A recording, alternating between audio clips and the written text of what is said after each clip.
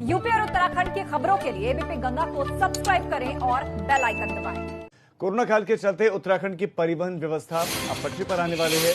चारधाम यात्रा में तीर्थयात्रियों की बढ़ती तादाद को देखते हुए, उस संख्या को देखते हुए रुकी हुई हवाई सेवा को फिर से मंजूरी दे दी गई है और कोविड-19 के नियम और एहतियात के साथ लोग चारधाम की हवाई यात्रा कर सकेंगे। इसके साथ साथ नागरिक उड्डयन विभाग अब जल्द एसओपी जारी करेगा। इसके अलावा सार्वजनिक परिवहन के संचालन के लिए एसओपी जारी हो गई है। एसओपी के मुताबिक अंतर्राज्यीय मार्गों पर सार्वजनिक परिवहन के संचालन को मंजूरी मिल गई है। उत्तराखंड परिवहन निगम अंतर्राज्यीय मार्गों पर वाहनों के संचालन के लिए दूसरे राज्यों के निगम से समन्वय स्थापित करेगा। पहले चरण में संबंधित राज्यों से सहमति के आधार पर अधिकतम 100 फेरे हर दिन संचालन की अनुमति मिली है। हमारे संवाददाता विनोद का सीधा रुख कर लेते हैं। विनोद, वो कौन कौन से राज्य हैं विनोद जिन्होंने सहमति दे दी है और उन राज्यों के लिए बसें चलना शुरू हो जाएंगी? चूंकि मैं आपके पीछे देख पा रहा हूं कि बसें ही खड़ी हैं, आप बस स्टेशन पर हैं, तो कहां कौन कौन से राज्य के लिए उत्तराखंड से बसें चलनी शुरू हो गए हैं और बसें आने शुरू हो गई हैं? जी देखिए राजीव, कोविड काल यानी करीब 6 महीने ऐसे हो गए हैं कि अंतर्राज्यीय बस कनेक्टिविटी पूर्ण रूप से बाधित थी।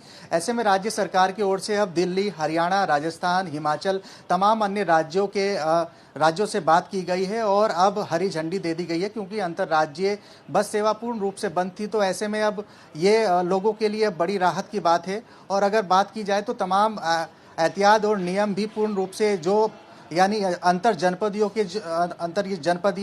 के लिए राज्य सरकार की ओर से जो नियम, एहतियात और शर्तें रखे गई थी, वही उन्हीं के अनुरूप पालन करना पड़ेगा। और ऐसे में राज्य सरकार ने एसओपी जारी कर दी गई है और तमाम राज्यों के लिए एसओपी जारी हो गई है। तो मैं चाहता हूं कि आप दर्शकों को दिखाएं भी तस्वीरें कि इस वक्त बस स्टैंड पर किस तरह का माहौल है। क्या लोग आ रहे हैं, बसों में ट्रैवल करना शुरू हो गया लोगों का, या फिर अभी सुनसान वहां पर कम ही आ रहे हैं लोग? जी देखिए, मैं नज़ारा आपको दिखाऊंगा राजीव। ये नज़ारा आईएसबीटी का है, देहरादून के आईएसबीटी का है। और अंतर जनपदीय सेवा तो पूर्ण रूप से पहले से चल रही थी, उसको देखते हुए गिने चुने यात्री यहाँ पर आ रहे हैं और उत्तराखंड के अलग अलग स्थानों पर, शहरों में जा रहे हैं।